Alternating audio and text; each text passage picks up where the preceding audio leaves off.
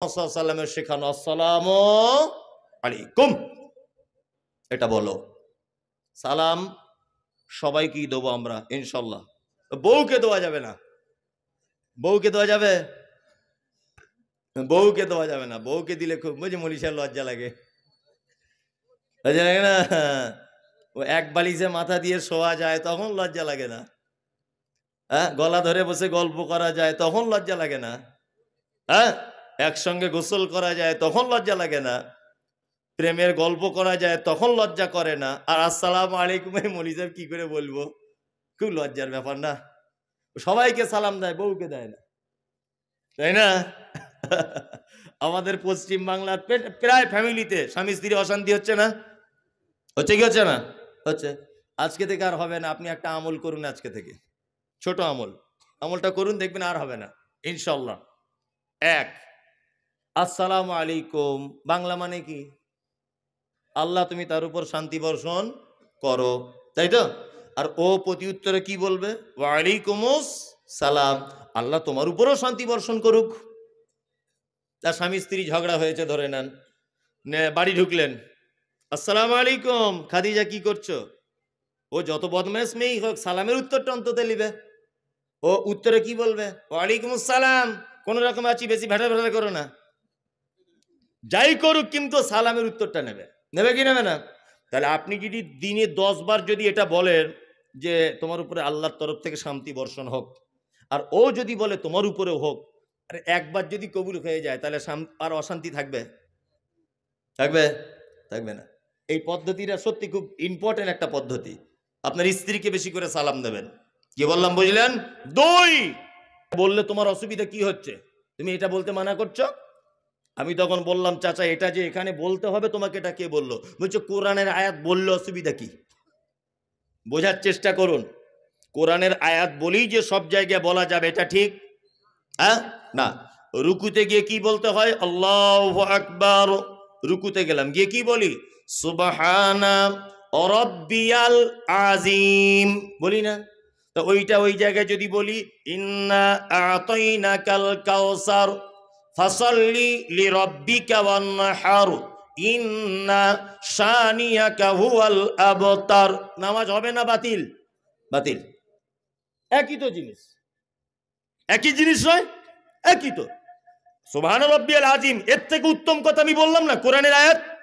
তার মানে বোঝা যাচ্ছে সব জায়গাতে সবটা ফিট করা যাবে না।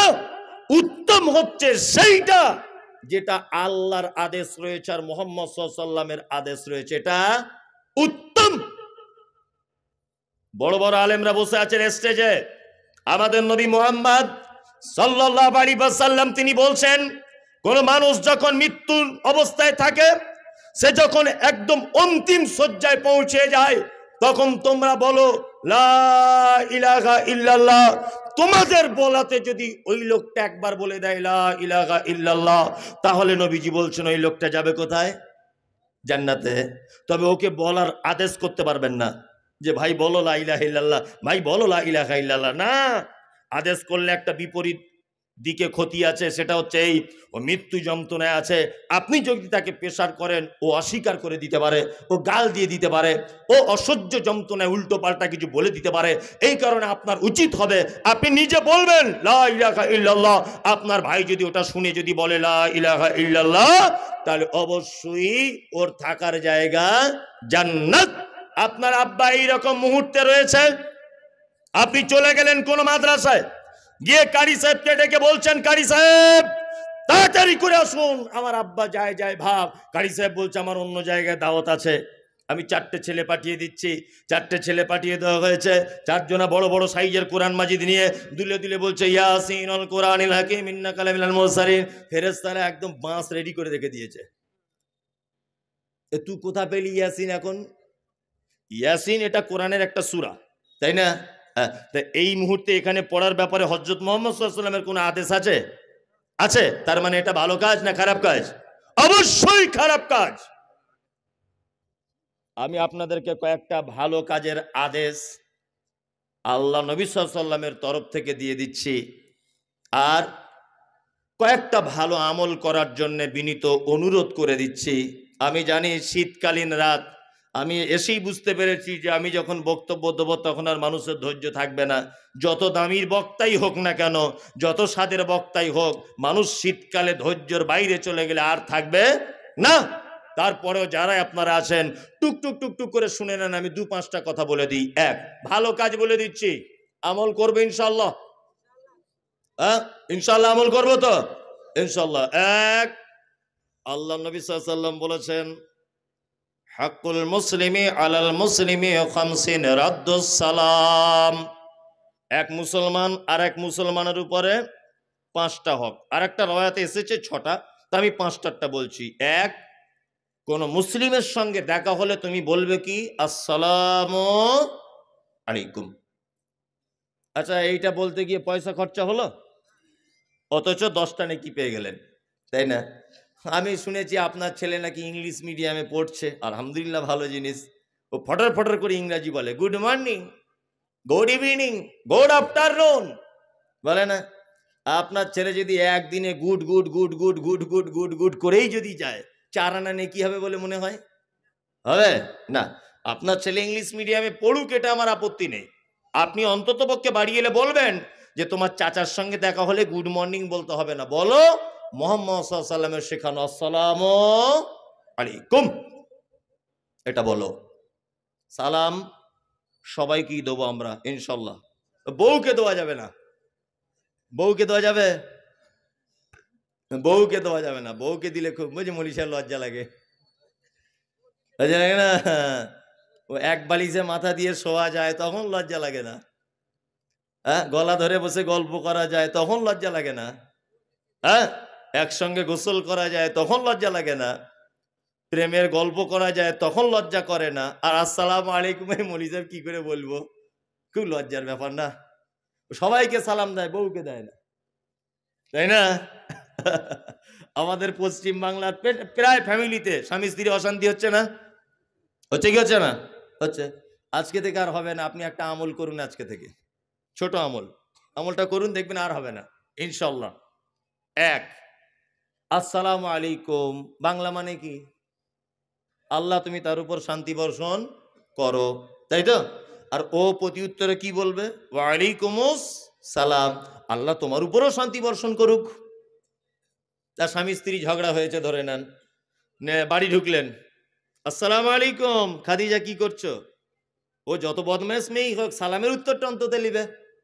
ও উত্তরে কি বলবে? ওয়ালাইকুম আসসালাম, কোন রকম আছি, বেশি ভেটা ভেটা করো না, যাই করুক কিন্তু সালামের উত্তরটা নেবে। নেবে কি নেবে না? তাহলে আপনি যদি দিনে 10 বার যদি এটা বলেন যে তোমার উপরে আল্লাহর তরফ থেকে শান্তি বর্ষণ হোক, আর ও যদি বলে তোমার উপরেও হোক, আর একবার যদি কবুল হয়ে যায়, তাহলে আর অশান্তি থাকবে?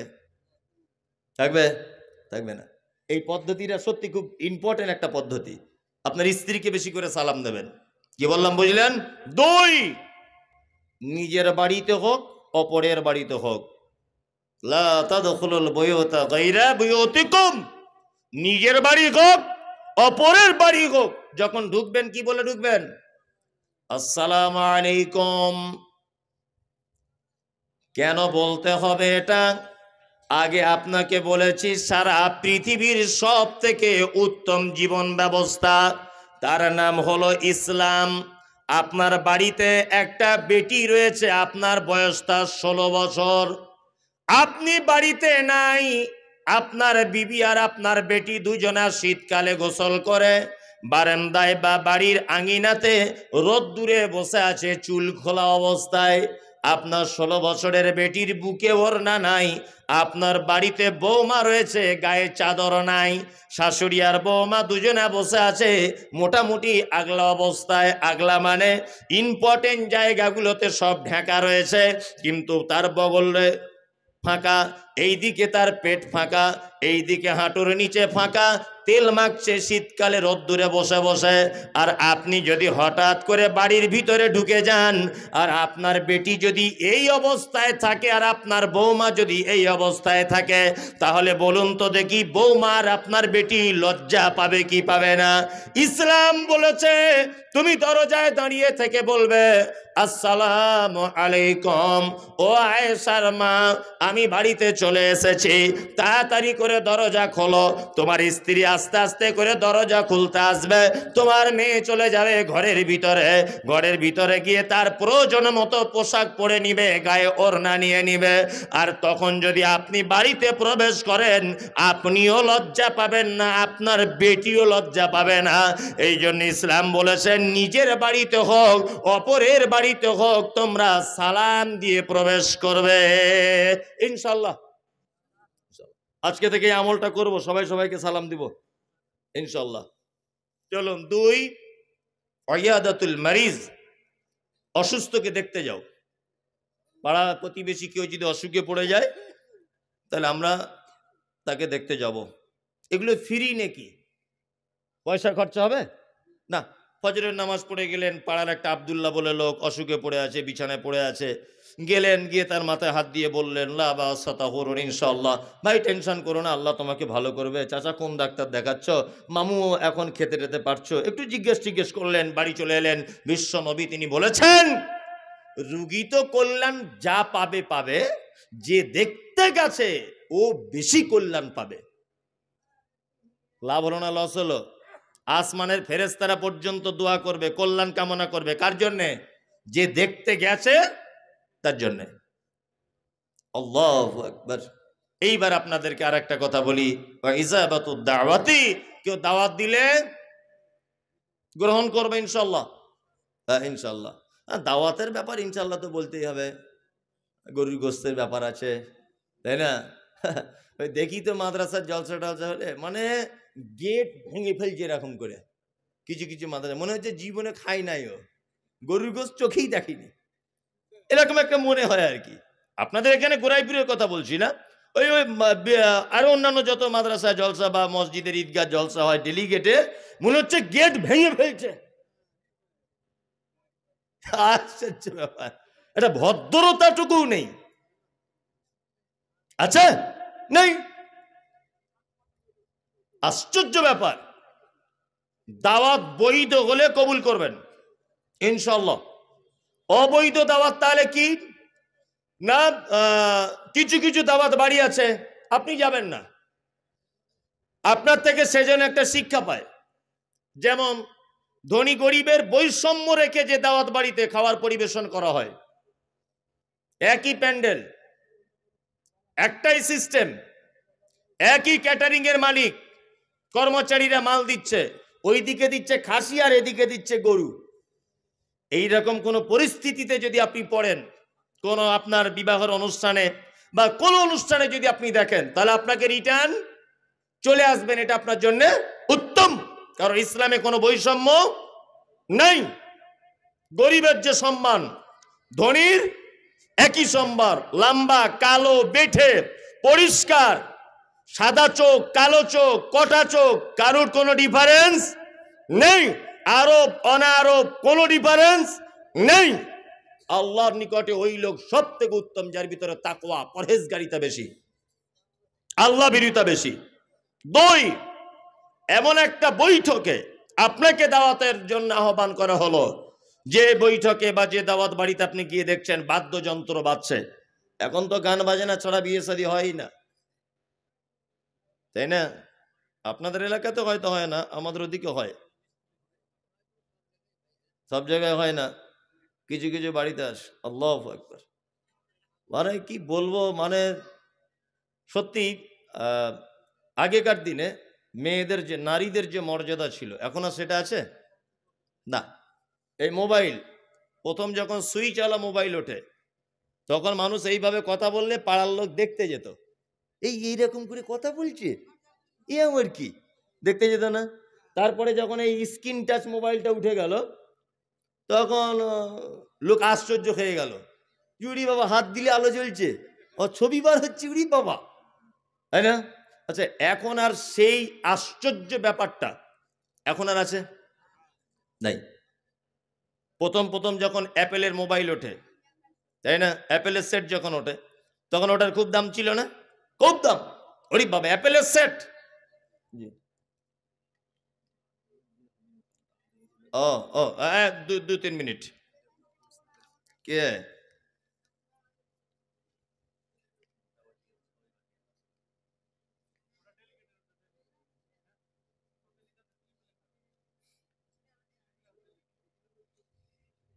আপনি আমাকে কেন জিজ্ঞেস করছেন? হেড মহল্লা বসে আছে, আমি আমাকে কেন জিজ্ঞেস করছেন? আমি কি বড় আলেম নাকি? আমি বক্তা?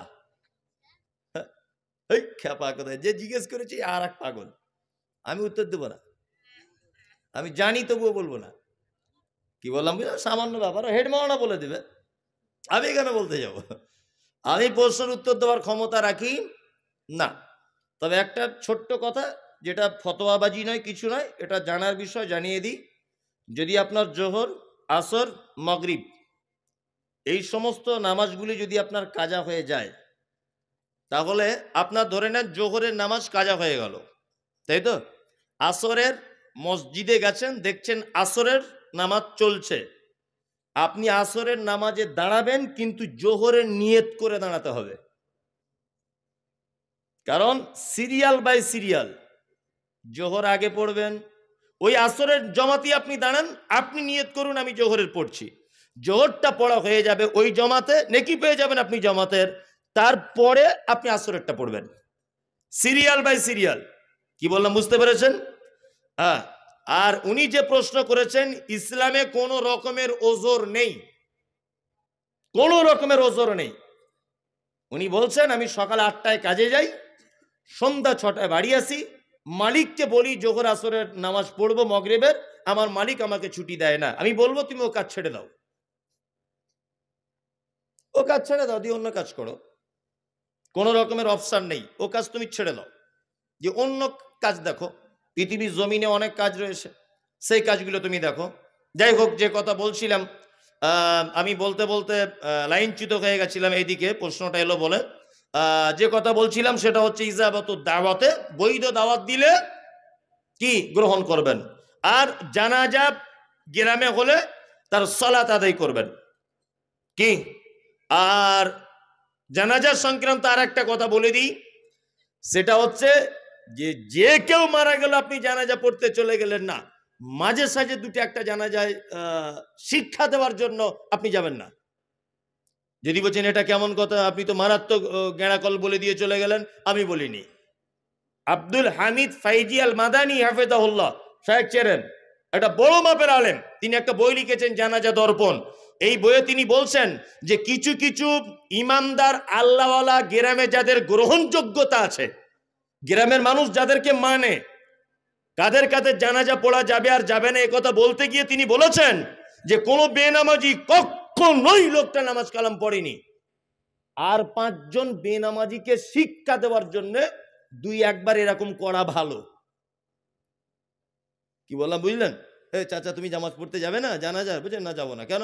ও জীবনে নামাজ কালাম পড়েনি, কিছু করেনি, যেন আর 5 জন শিক্ষা পায়। আমি কিন্তু ফতোয়া দিইনি যে বেনামাজি জানাজা হারাম, এটা আমি বলিনি, কিন্তু আমি বলছি আর বেনামাজি যাতে এটা করে ভয় করে। কি বললাম বুঝলেন? জানাজার সালাত আদায় করবেন। আর নাম্বার 5, হাঁচি হলে কি বলতে হয়? আলহামদুলিল্লাহ। ওটা যে শুনবে, ইয়ারহামুকাল্লাহ, ওটা যে শুনবে, ইয়াহদিকুমুল্লাহ ওয়া আসলিহু বালাকুম, এই 3 পর্যায়ের উত্তর আপনি দিবেন। আপনাকে 5টা ভালো কাজ বলে দিলাম, ইনশাআল্লাহ এই ভালো কাজগুলো আমল করার চেষ্টা করবে ইনশাআল্লাহ। 1, সালাম দিবেন। 2, বৈধ দাওয়াত কবুল করবেন। 3, অসুস্থকে দেখতে যাবেন। 4 হচ্ছে আপনার জানাজার সালাত আদায় করবেন। 5, হাঁচি হলে 3 পর্যায়ের উত্তর দিবেন। আল্লাহ নবী সাল্লাল্লাহু আলাইহি ওয়াসাল্লাম বলেছেন একজন মুসলিম আর একজন মুসলিমের উপর এটা হক।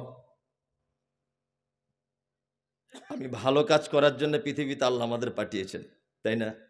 এবার একটা আশ্চর্য ভালো কাজ বলে দিই, 2 মিনিট আমাকে টাইম দেন, কমিটির কাছে এটা আমার অনুরোধ।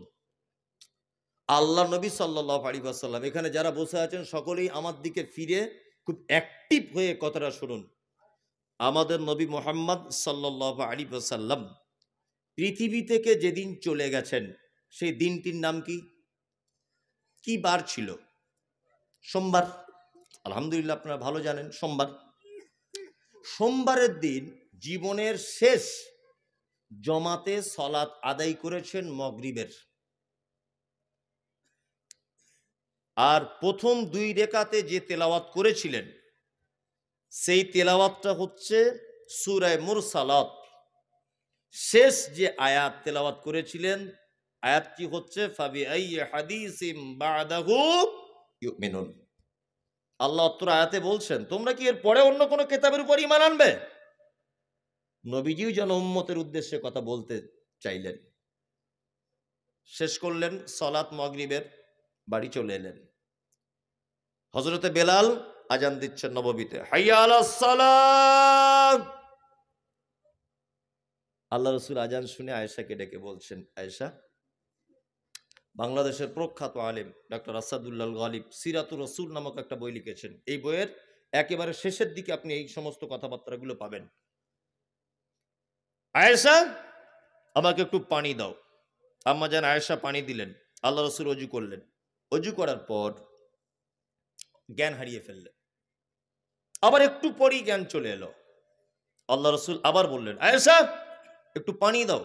আয়েশা পানি দিলেন। আল্লাহ রাসূল ওযু করলেন। 3 বার উল্লেখ করেছেন উনি। আল্লাহ রাসূল আবার অজ্ঞান হয়ে গেলেন, জ্ঞান হারিয়ে ফেললেন। তৃতীয়বার আবার আম্মা জান আয়েশা পানি আগিয়ে দিলেন। আল্লাহ রাসূল ওযু করতে করতে আয়েশার দিকে ইশারা করে বলছেন, আয়েশা জানালা দিয়ে বলো তোমার আব্বাকে ইমামতি করতে যেতে। আমি আর যেতে পারবো না, আমার শরীরের অসুস্থতা বেড়ে গেছে। আম্মা জান আয়েশা মসজিদে নববীর জানালার পর্দাটা সরিয়ে দিয়ে আব্বাকে ডেকে বলছেন, আব্বু আল্লাহ রাসূল আপনাকে ইমামতি করতে যেতে বলেছেন।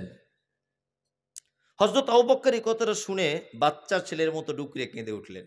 তিনি বুঝতে পেরেছেন যে আল্লাহ রাসূল অসুস্থ। আল্লাহু আকবার। হযরত আবু বকর গেলেন ইমামতিতে, কিন্তু মন চায় না। একটা কথা জেনে রাখুন, ইসলামিক কুইজে অনেক সময় এগুলো ধরা হয় প্রশ্ন উত্তর পর্বে।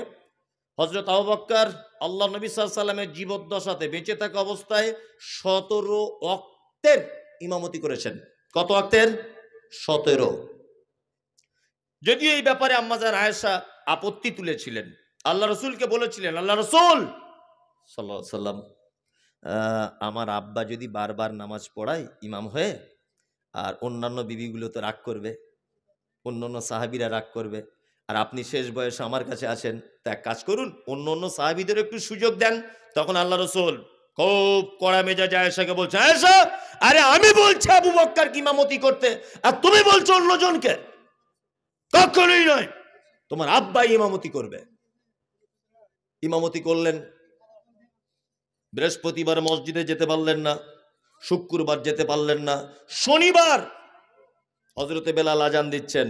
আল্লাহ নবী সাল্লাল্লাহু আলাইহি ওয়াসাল্লাম দুজন সাহাবীর কাঁধে ভর দিয়ে একটু সুস্থ বোধ করলেন। আবু বকর রাদিয়াল্লাহু তাআলা আনহু তখন জোহরের ইমামতি করছিলেন।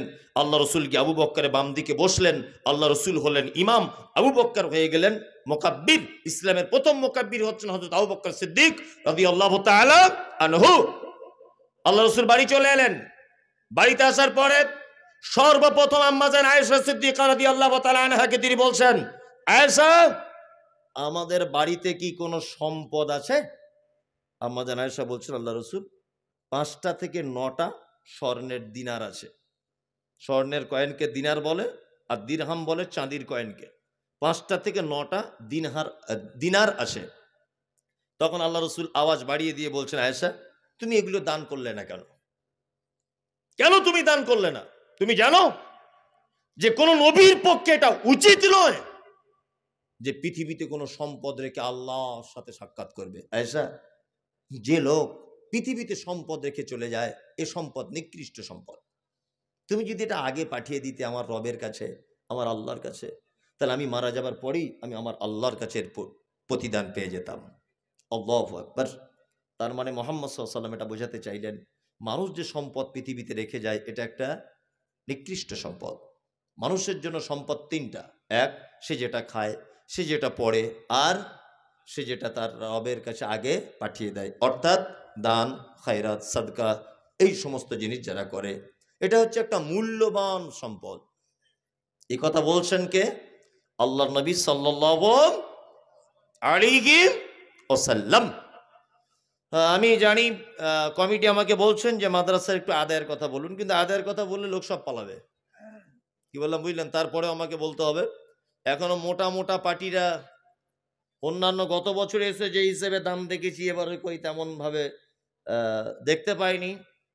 তারপরেও আমি অনুরোধ করব যারা বসে আছেন বা যারা স্টেজে আছেন বা যারা বড় আরকি মাপের দান দেওয়ার মতো মানুষ আছেন, আপনাদের কাছে অনুরোধ যে আপনারা অত্র প্রতিষ্ঠানে আপনাদের প্রিয় সম্পদ, মূল্যবান অর্থকে একটু ব্যয় করুন।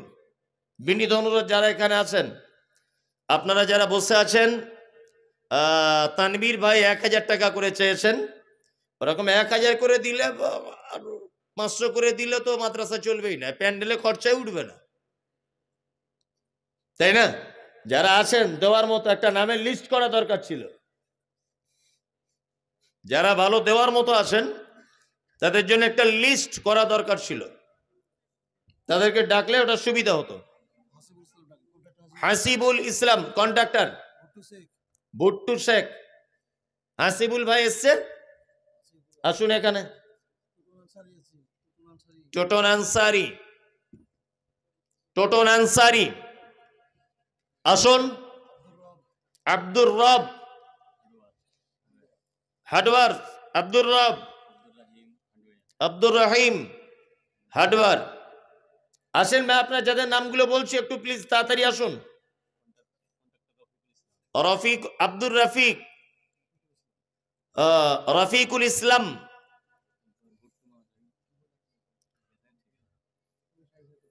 আচ্ছা আসুন একটু। যাদের নামগুলো বললাম আপনাদেরকে মানুষ আশা করে, এই জন্যই ডাকছে। সবাইকে তো এখানে লিস্ট করেনি। আপনার নাম কি? আব্দুর রহমান, কেসিয়ার 50।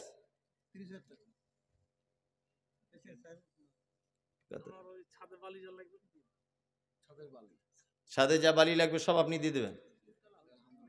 ও জি জি জি, আপনি 50,000 দিয়ে দেন।